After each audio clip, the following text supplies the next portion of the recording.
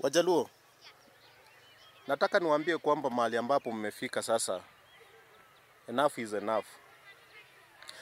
Hamwezi kuwa ati kila wakati nyinyi vijana wenu ndio wanaharibu amani hapa Kenya. Tumeona kitendo ambacho kilifanyika jana na naweza sema ni kitendo cha aibu sana. Peter Salasya ni mlevi mwenye akili. Peter Salasya amefanya maendeleo pale kwao.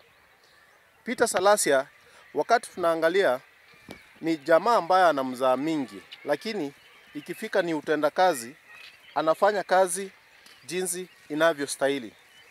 Lakini hakuna vile tunaweza kuwa kila wakati nyinyi Wajaluo vijana wenu ndio ambao wanaharibu amani Kenya. Kila wakati tu, eti sasa juu ya Raila. Peter Salasya ni Mkenya na ana freedom of speech. Hata kama aliongea mbaya kuhusu Raila, hiyo ni maoni yake na anakubaliwa kutoa maoni. So ile tabia ambayo mlifanya jana ni tabia moja ambayo inazusha hadhi zenu. Yaani inafanya muonekane kama watu wajinga, watu ambao hawana akili, watu ambao wanapewa pesa kidogo ndio waharibu amani. Na hata huyu baba yenu ambaye mnaita ati sijui baba sijui nini, yeye pia amepoteza mwelekeo sasa. Yeye ni mtu ambaye sahihi haeleweki kigeugeu.